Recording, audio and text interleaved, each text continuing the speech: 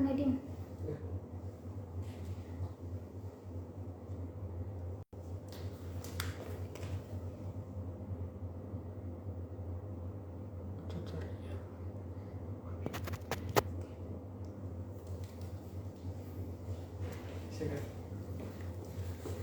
Oke, assalamualaikum warahmatullahi wabarakatuh.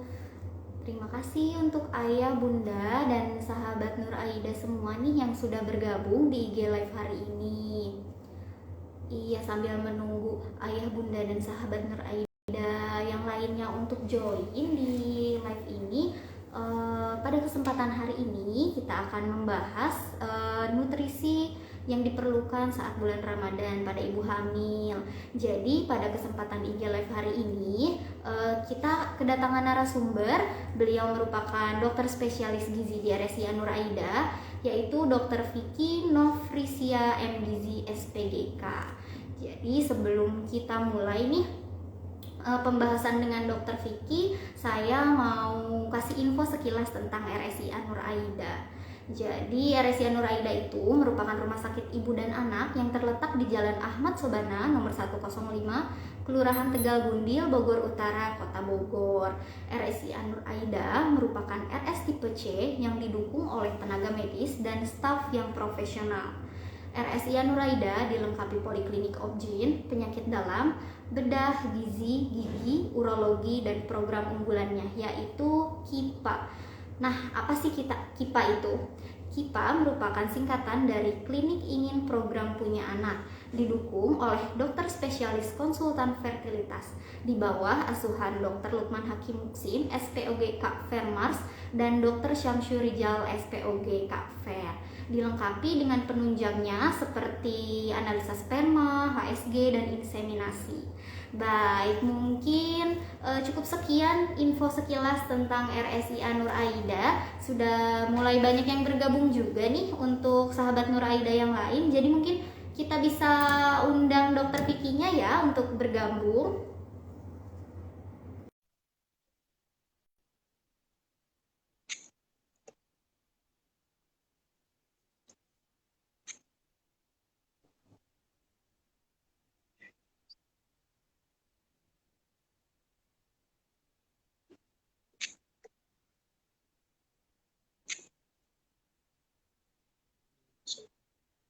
Assalamualaikum. Oke, baik. Sambil menunggu kita tersambung nih dengan Dokter Vicky, sambil menunggu juga ayah bunda yang lain ya yang belum bergabung.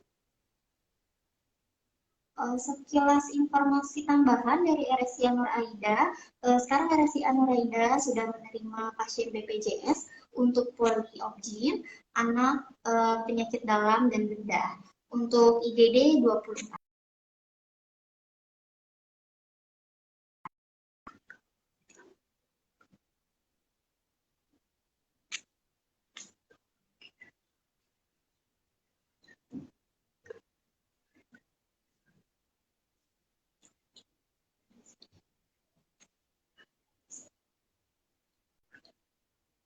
Iya, mungkin untuk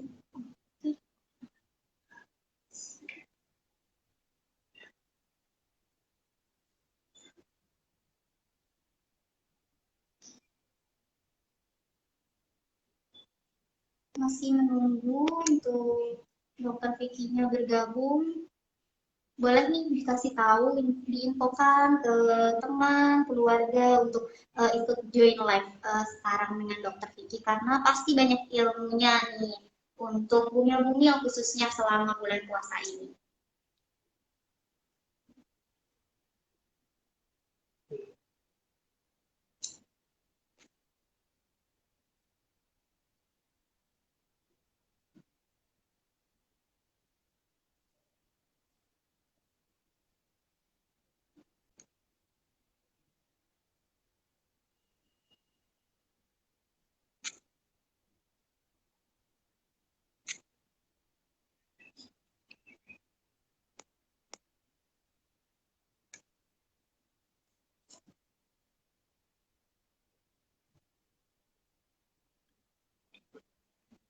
Oke, mari yang belum join bisa join sekarang.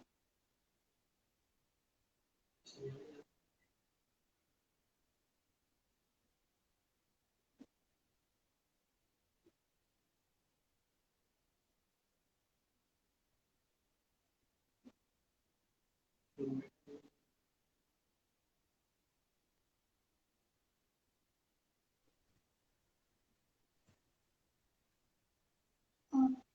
Assalamualaikum. Assalamualaikum. Waalaikumsalam. Gimana dokter? Kabarnya dok? Halo. Alhamdulillah baik, Mbak. Gimana kabarnya? Alhamdulillah baik dok. Gimana dok puasanya dok? Lancar? Insya Allah, amin. Mudah-mudahan lancar. Amin. Oke Suara dok. saya Jadi sudah terdengar belum, Mbak? oh, Suara sudah saya dok, jelas? alhamdulillah sudah jelas dok, sudah terdengar jelas. Oke, tadi Baik. dok sebelum kita invite dokter, nih saya sudah menjelaskan sekilas info tentang RSI Nur Aida. Mungkin sekarang juga udah mulai banyak yang bergabung ya untuk sahabat Nur Aida dan ayah bunda yang lainnya. Jadi mungkin kita bisa langsung aja dok ke pembahasannya. Baik. Oke, baik, Pak. Oke, kita mulai.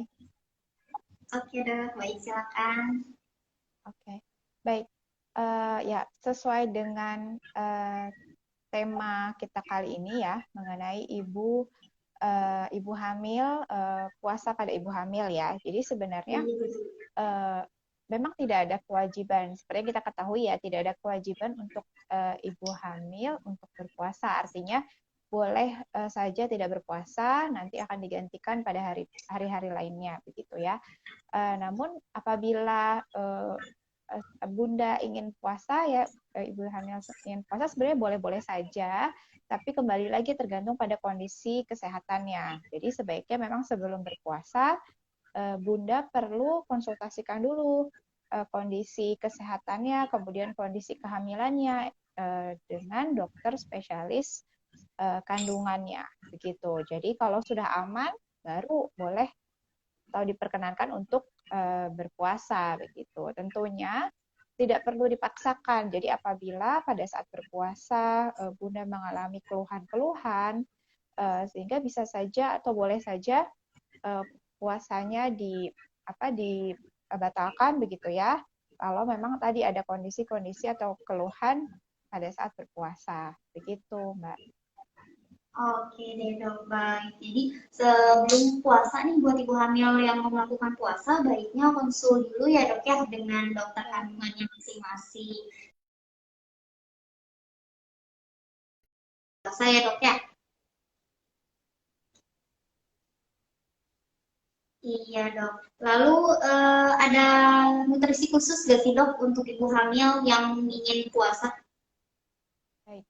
Tentunya pada saat puasa itu perbedaannya hanya pada frekuensi makannya yang biasanya mungkin pada ibu hamil bisa 3 sampai lebih ya, misalnya 3-4 kali makan begitu. Kita rubah menjadi hanya 2 kali makan, yaitu pada sahur dan berbuka. Sehingga pada kedua waktu makan itu kita harus memenuhi eh, kebutuhan energi ibu hamil, ya. Biasanya tergantung pada eh, trimester kehamilannya gitu ya. Jadi usia kehamilannya itu berapa sehingga pada ibu hamil itu memang ada penambahan kalori begitu. Nah, jadi diusahakan pada 2 kali makan itu semuanya tercukupi. Jadi kita bisa bagi-bagi dalam 2 kali itu. Jadi tetap harus makan yang bergizi seimbang begitu. Artinya pada saat makan dalam satu piring makan itu harus lengkap. Jadi ada makanan pokoknya, kemudian ada lauk pauknya sebagai sumber protein, kemudian ada sayur. Jangan lupa ada sayur menambahkan serat vitamin dan mineral. Nah, terutama pada saat puasa, pada saat sahur perlu ditambahkan sayur agar pada saat berpuasa tidak cepat lapar. Jadi rasa kenyangnya itu lebih lama. Kemudian selain itu boleh ditambahkan buah-buahan sebagai cemilan sehatnya. Kalaupun misalnya pada ibu hamil boleh ada tambahan makanan, misalnya berupa susu hamil gitu ya, atau susu yang biasa juga tidak apa-apa gitu, tergantung uh, selera masing-masing gitu ya. Atau bisa juga ditambahkan cemilan atau cemilan yang tinggi protein, misalnya kacang-kacangan gitu ya. Misalnya biasanya makan misalnya bubur kacang hijau begitu. Jadi diusahakan pada saat sahur dan berbuka makanannya lengkap. Itu sebenarnya sih tipsnya yang harus dipenuhi oleh ibu hamil apabila ingin berpuasa. Oh ya, satu lagi yang tidak kalah penting adalah air minumnya gitu ya, karena kita tidak inginkan pada saat berpuasa seorang ibu hamil itu kekurangan cairan atau dehidrasi ya. Jadi harus tetap dipenuhi kebutuhan minumnya. Begitu, Mbak. Oke deh dok. Pas banget nih dok, ada pertanyaan terkait dengan minum ya dok ya. Kira-kira berapa liter sih dok kebutuhan air yang harus dipenuhi oleh ibu hamil saat bulan Ramadan seperti ini dok? Baik. Secara umum kebutuhan cairan atau air minum itu untuk ibu hamil itu sekitar 2 sampai 2,5 liter per hari atau bisa dikonversi itu menjadi 8 sampai 10 gelas per hari dengan volume satu gelasnya kira-kira 250 ml gitu. Jadi pada saat tidak berpuasa pun dan saat berpuasa sama gitu ya. Jadi kebutuhan cairannya sekitar 2 sampai 2,5 liter per hari. Tentunya nanti disesuaikan lagi dengan kondisi masing-masing ya. Apabila memang butuh cairan lebih, kemudian dilihat juga dari berat badannya, dari status gizinya dan sebagainya. Begitu, Mbak. Oke dok, jadi untuk air minum itu kebutuhannya sekitar 2 sampai 2,5 liter per hari ya dok ya. Tapi Ya. Kembali lagi ke kondisi bumilnya harus atau bisa lebih seperti itu ya dok ya untuk air Ya, minum. betul.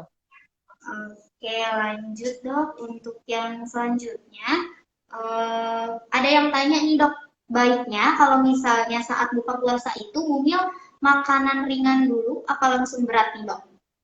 Oke. Baik, saat berbuka, sebaiknya kita mulai dulu dengan membatalkan puasa dengan air minum dulu ya. Jadi minum untuk mengembalikan cairan yang hilang selama berpuasa. Jadi istilahnya rehidrasi. Kemudian setelah itu bisa dimulai dengan berbuka dengan makanan kecil yang rasanya manis atau boleh juga tadi minum manis gitu. Tujuannya adalah mengkonsumsi gula atau makanan manis itu supaya mengembalikan gula darah yang rendah pada saat menjelang buka puasa. Itu biasanya gula darah kita tuh sudah mulai mendekati yang paling rendah gitu di saat berbuka, menjelang berbuka. Sehingga perlu digantikan dengan minuman atau makanan manis. Nah, setelah itu biasanya setelah sholat maghrib tuh baru kita makan gitu. Tentunya makan juga tergantung kondisi. Memang apabila ibu hamil, bumilnya itu punya keluhan misalnya rasa cepat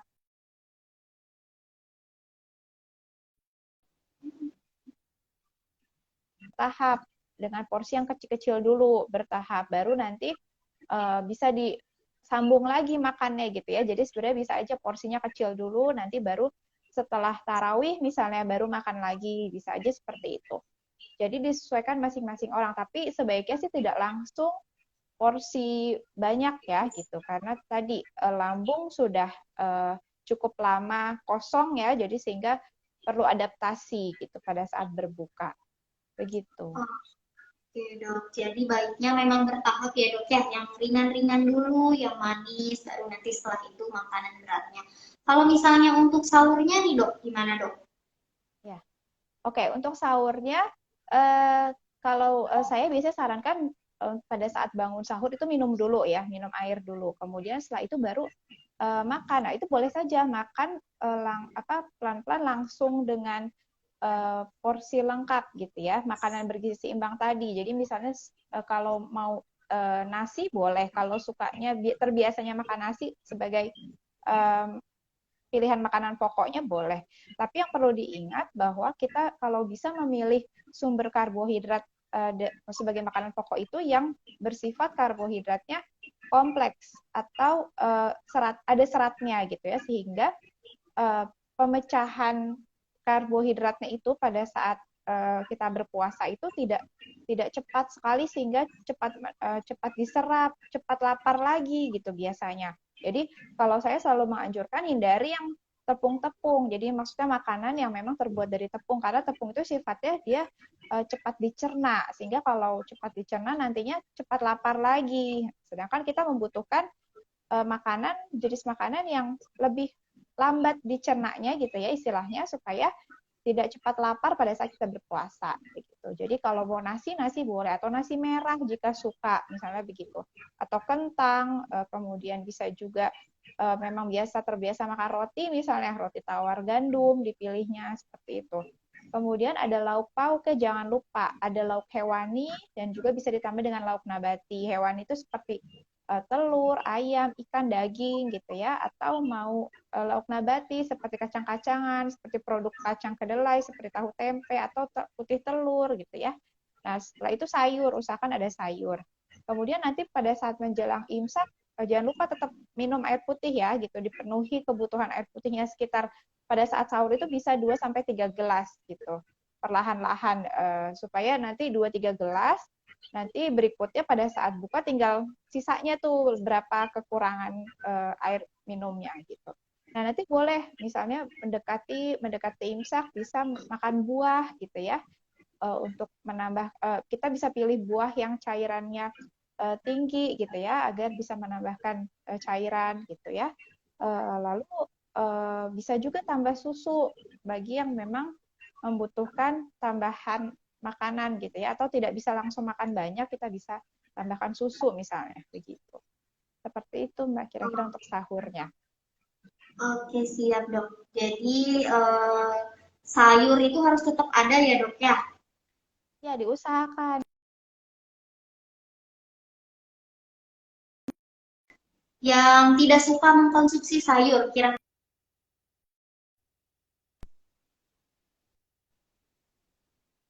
ya, halo?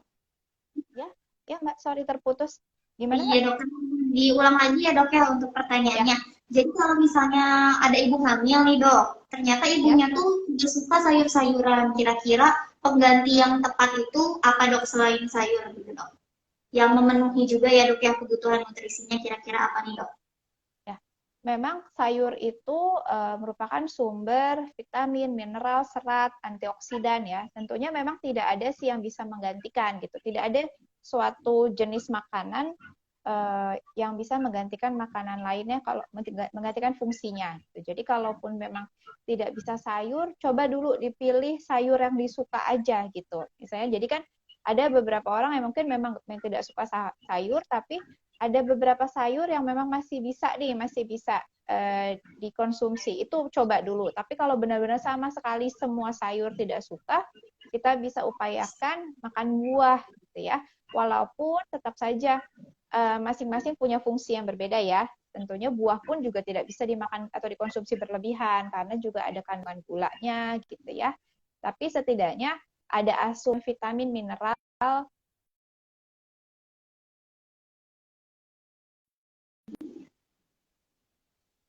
Tapi kita coba dulu sayur apa yang disukai begitu.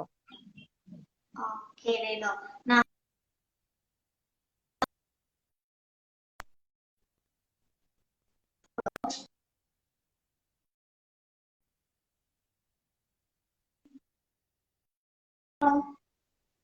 mohon maaf dokter, Ya, dengan halo, jelas atau putus-putus dok? sinyalnya ya. Iya, agak kurang Oke, ini dok sorry. sinyalnya. Oke, Ya, tadi kita kan ada pembahasan tentang buah yang manis-manis ya dok ya. Nah, kalau bulan ya, puasa gini kan biasanya sukanya tuh minumnya yang seger-seger gitu ya dok ya. Es buah, ya. udah buahnya manis, ditambah susu kental manis, ditambah sirupnya manis. Nah, itu gimana tuh dok? Ya. Oke, yang pertama kalau sebaiknya kalau pada saat berbuka puasa biasanya kita sebut apa misalnya menu tajil ya. Kalau bisa kita batasi sehari itu hanya satu jenis saja gitu ya supaya tidak berlebihan gitu. Tentunya kalau tadi kalau terlalu tajilnya terlalu bermacam-macam, terlalu banyak khawatirnya eh, bunda itu sudah kenyang gitu ya. Jadi akhirnya nggak bisa makan makanan tadi yang satu piring yang lengkap itu. Nah, sehingga dibatasi aja satu jenis tajil satu hari. Nah, kemudian boleh saja pertama kali itu kan tadi berbuka dengan makanan atau minuman yang manis, tapi tentunya tidak berlebihan. Jadi seperti misalnya buah kalau bisa dimakan langsung dalam bentuk buah potong lebih bagus gitu ya. Tapi kalau mau divariasikan misalnya buah ditambah agar-agar, kemudian ada esnya gitu ya. Tapi kita pilih tadi misalnya sirup saja atau madu saja atau tadi kental manis saja gitu. Kalau bisa jangan terlalu manis, jangan terlalu banyak campuran gulanya gitu ya. Jadi kalau bisa tetap dibatasi dan kalaupun memang ternyata manis nih ya, tidak usah dihabiskan seluruh airnya gitu ya. Jadi bisa secukupnya aja. Misalnya untuk membatasi minuman manisnya gitu ya. Begitu kira-kira. Jadi yang prinsipnya apapun yang berlebihan itu tentunya tidak baik, apalagi dikonsumsi dalam jangka waktu yang lama gitu. Kita khawatirnya bisa terjadi peningkatan kadar gula darah, nantinya membuat masalah lagi gitu, masalah lain ya. Misalnya seringkali kebiasaan dalam jumlah yang banyak itu kadang-kala bisa meningkatkan kadar gula darah, dikhawatirkan nanti pada saat kondisi ibu hamil bisa terjadi diabetes misalnya dalam kehamilan, itu yang maksudnya perlu kita cegah begitu. Oke deh, jadi sebetulnya lebih baik kalau misalnya kita bikin sendiri di rumah gitu ya dok ya. Jadi gulanya juga bisa menyesuaikan atau langsung buat potongnya aja, tidak usah dicampur Iya betul. pemanis-pemanis yang lainnya dok ya.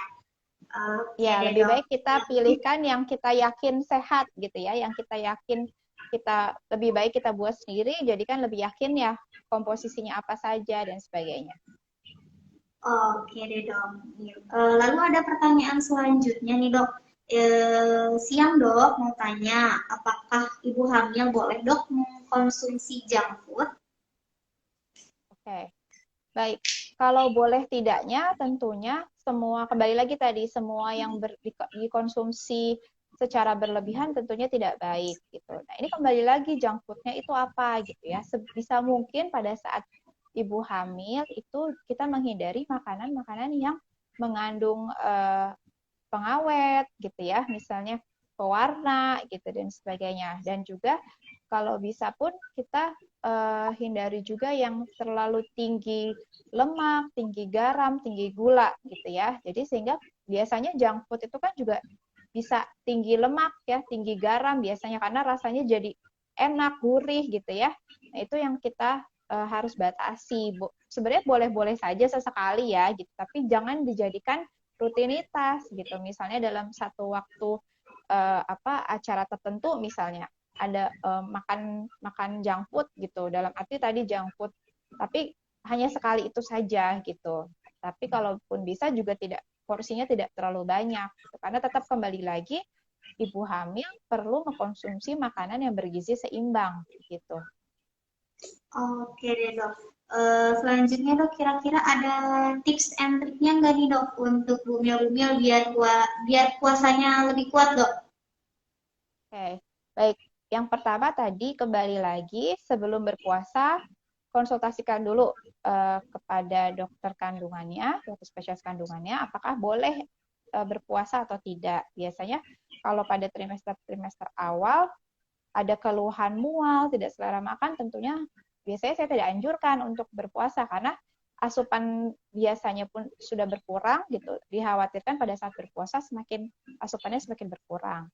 Kemudian juga setelah kondisi kesehatan dan kondisi kehamilannya baik dan boleh berpuasa, tadi usahakan cukupi kebutuhan makan yang tadinya 3 kali sehari menjadi hanya 2 kali sehari. Jadi tentunya bisa dibagi-bagi dalam beberapa porsi gitu. Misalnya pada saat sahur jangan lupa harus tetap makan makanan bergizi seimbang. Artinya mengandung makanan yang mengandung berbagai zat gizi lengkap, ada karbohidratnya, ada protein, ada lemak sehat, ada seratnya, ada vitamin dan mineral.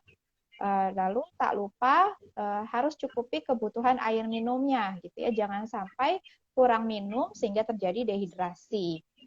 Lalu itu pun berlaku juga pada saat berbuka gitu. Kita mulai dengan minum air, kemudian berbuka dengan yang minuman atau makanan kecil yang manis untuk mengembalikan kadar gula darah yang menurun pada saat berpuasa, kemudian kita makan makanan lengkap lagi bergizi seimbang. Nah, apabila mengalami keluhan pusing,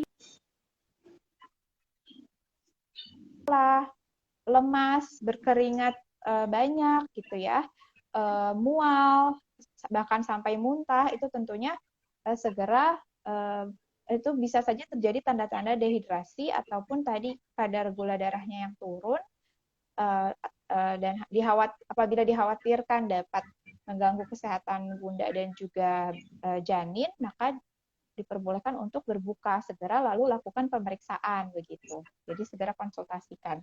Mungkin begitu kira-kira tips dari saya, Mbak. Oke deh, mungkin nih untuk bumil-bumil, nah tadi udah dikasih tips and triknya oleh Dokter Vicky agar kuat menjalani ibadah puasa tahun ini. Kira-kira dok, ada nggak sih dok menu khusus yang tepat nih untuk ibu hamil saat berbuka? Kira-kira menunya seperti apa dok? Apakah kolak atau yang lain sebagainya? Oke, saat berbuka ya, oke. Baik, bisa saja misalnya berbukanya tadi yang makanan manisnya boleh kita pilih buah, boleh buah potong, boleh misalnya kurma gitu ya, atau jus buah juga boleh, atau es buah. Tentunya tadi kalau bisa sih lebih baik kita buat sendiri ya gitu. Misalnya es buah tuh berbagai jenis buah disatukan itu juga boleh. Atau agar-agar susu atau agar-agar buah itu juga boleh.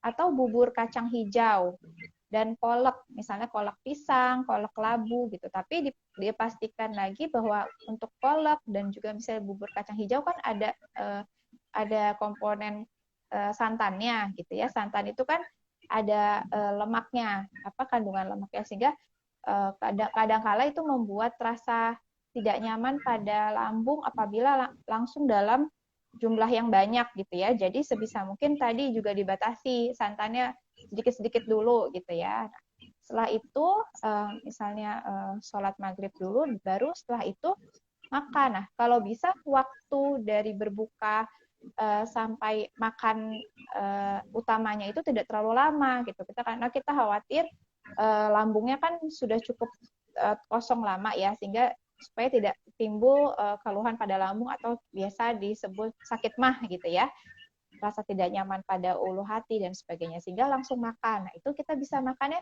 kalau suka terbiasa makan nasi, kemudian lauk misalnya kita pilihkan boleh ikan, boleh daging, boleh ayam gitu ya. Kemudian juga boleh ditambahkan misalnya tahu tempe atau kacang-kacangan, misalnya kacang merah atau kacang tanah dalam sayuran misalnya. Kemudian setengah piringnya itu isi sayuran. Kita usahakan sayurannya yang tidak bersantan ya. Jadi sayurannya boleh ditumis dengan minyak sedikit atau kuah atau bening ya, begitu. Lalu setelah itu, setelah makan utama, baru nanti misalnya menjelang tarawih boleh makan buah lagi, atau setelah tarawih misalnya minum susu hamil misalnya, atau susu sapi, susu segar gitu juga boleh, atau susu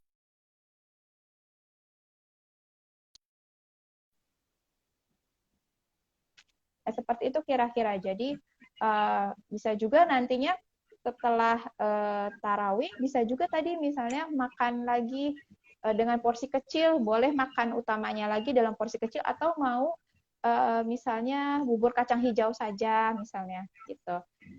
Karena kalau misalnya contoh bubur kacang hijau kan ada kandungan proteinnya, ada karbohidratnya gitu ya, jadi juga lebih padat energinya. Kira-kira seperti itu gambarannya, Mbak. Oke deh dok, kalau misalnya tadi kan untuk ibu hamil ya dok ya, kira-kira kalau untuk ibu menyusui itu ada khususnya nggak sih dok, perbedaan khusus antara ibu hamil dan ibu menyusui saat menjalankan ibadah puasa? Ya. Secara umum tidak berbeda, tapi berbedanya itu pada kebutuhan cairannya. Biasanya ibu menyusui itu lebih banyak kebutuhan cairannya dibanding ibu hamil. Jadi bisa kita tambahkan sekitar 10 sampai 12 gelas sehari gitu ya.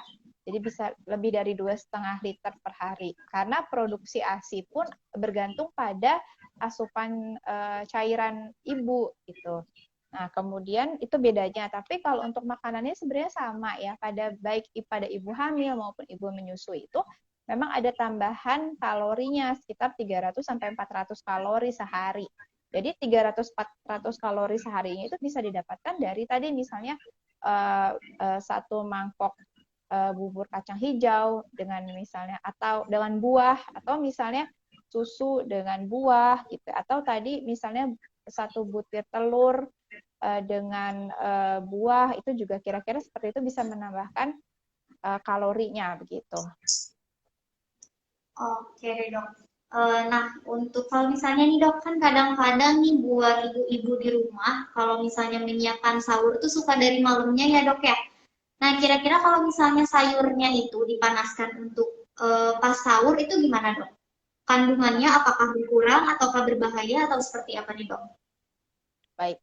Kalau kalau untuk sayur memang sebaiknya tidak dipanaskan berulang. Jadi pada saat memasaknya itu harus sekali habis gitu sebaiknya, tidak dipanaskan berulang.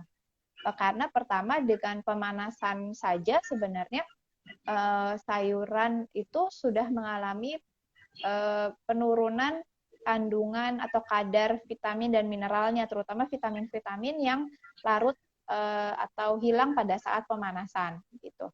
Kemudian apabila itu dilakukan pemanasan berulang, tentunya vitamin dan mineralnya semakin banyak yang hilang gitu ya. Dan juga mungkin rasanya juga tidak terlalu enak lagi gitu ya, dan juga hanya tinggal seratnya saja gitu sebenarnya. Sebaiknya memang dibuatnya itu mendadak gitu ya. Nah tentunya atau langsung habis tidak dipanaskan. Memang itu agak PR ya sepertinya membuat sayuran terutama pada saat sahur. Tapi kan kita bisa juga membuat sayuran yang memang mudah gitu ya, simple. Misalnya kita sudah meraciknya atau memotong-motongnya itu malamnya gitu ya. Lalu kita bisa simpan di wadah tertutup, lalu masukkan ke dalam lemari pendingin, itu juga bisa. Baru setelah itu pada saat sahur itu baru diolah, dimasak begitu. Itu bisa juga seperti itu. Begitu. Oke, jadi emang baiknya tuh dimasaknya mendadak ya dok ya untuk sayur-sayuran. Ya. Kalau misalnya ini dok ikan, kalau Ya. misalnya ikan segar kita ganti dengan kayak ikan makarel itu sebetulnya boleh atau enggak sih dok? Karena kan biasanya kalau lagi puasa nih pengennya yang simpel-simpel ya dok ya, Ya. agak PR juga ya untuk kita mengolah ikan segar. Ya. Ya tentunya kalau makanan kaleng berarti ya, lauk di kaleng itu kan tentunya di kaleng itu ada penambahan berbagai bahan tambahan pangan ya, yang tujuannya untuk memang lebih mengawetkan istilahnya ya. Misalnya garam yang cukup tinggi, kita kenalnya misalnya MSG gitu ya. Atau ada yang berbahan dasar pengawetnya itu minyak misalnya kan. Jadi direndam dalam minyak, bisa juga seperti itu. Dan bahan-bahan lainnya. Nah, sebaiknya memang tidak dikonsumsi secara rutin gitu. Kalaupun misalnya ikan segar itu sulit untuk dikonsumsi, ya kita bisa pilih misalnya ikannya memang sudah dibersihkan sebelumnya, sudah dipotong-potong, sudah dikemas dalam wadah tertutup misalnya, atau sudah dimarinasi misalnya diberikan bumbu dulu, baru setelah itu dimasukkan ke dalam freezer atau lemari pendingin, baru besoknya diolah gitu. Jadi memang sebaiknya untuk makanan instan, makanan kaleng itu yang tidak diusahakan tidak dikonsumsi sering-sering gitu ya. Jadi kalau sesekali ya oke, masih boleh lah ya, tapi kalau itu dijadikan rutinitas sebaiknya dihindari. Oke, jadi kalau sekali sih nggak apa-apa ya dok ya. Ya sesekali kalau lagi kangen ya misalnya gitu ya, boleh-boleh aja. Tapi ya itu kembali lagi pastikan memang lebih baik untuk ibu hamil itu mengkonsumsi makanan-makanan yang alami gitu ya, tidak melalui Oh, pengawetan. oke deh dok.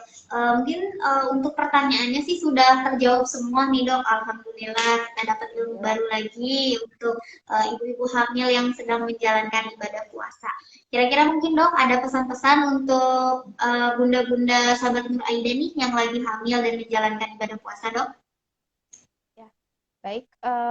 Semoga bunda-bunda yang sedang hamil gitu ya pada saat ini dan juga ingin berpuasa, tentunya tadi semoga lancar puasanya, sehat-sehat, dan tak lupa tidak dipaksakan gitu ya. Jadi boleh berpuasa memang jika kuat dan juga diperbolehkan oleh dokter, tidak dipaksakan karena tetap kita mengutamakan kesehatan dari ibu hamil dan juga kandungannya begitu. Jadi kita untuk masing-masing orang tentunya berbeda-beda ya, tidak perlu memaksakan, tidak perlu melihat orang lain kok bisa gitu ya berpuasa tapi kok misalnya saya harus bisa juga, tidak seperti itu. Jadi kita kembali ke masing-masing kondisi masing-masing orang gitu. Oke deh, mungkin sebelum kita akhiri IG Live kali ini, saya mau membacakan lagi nih dok sedikit tips and trick. Mungkin tadi ada bumil-bumil yang terlewat nih dok. Tadi dokter sudah kasih tips and triknya selama untuk ibu hamil yang akan menjalankan ibadah puasa. Jadi yang pertama itu konsul dulu dengan dokter kandungan karena kembali lagi pada kondisi ibu hamilnya apakah bisa mengikuti puasa atau tidak. Selanjutnya untuk pemenuhan kebutuhan nutrisinya untuk pada saat berbuka dan sahur harus dengan gizi seimbang, lalu air yang cukup ya dok ya. Selanjutnya saat berbuka diusahakan makan dulu yang manis, yang ringan bertahap baru deh makan berat seperti itu ya dok ya. Ya betul. Oke deh dokter, terima kasih banyak ya dokter untuk IG Live hari ini. Sama-sama. Banyak sekali Mudah-mudahan bermanfaat. ibu hamil kita nih. Iya betul betul. Ya. Alhamdulillah kita jadi menambah lagi ilmunya, apalagi untuk bunda-bunda yang sedang hamil nih di puasa kali ini dokter. Terima kasih banyak dokter. Sampai ketemu lagi dok di IG Live selanjutnya dengan tema yang lain lagi dok. Oke, Assalamualaikum. sehat selalu. Iya Waalaikumsalam warahmatullahi wabarakatuh. Selamat siang. Terima kasih ya Bunda yang sudah join live hari ini. Kita ketemu lagi di IG Live selanjutnya dengan narasumber dan tema yang lain lagi. Semoga sehat selalu. Assalamualaikum warahmatullahi wabarakatuh.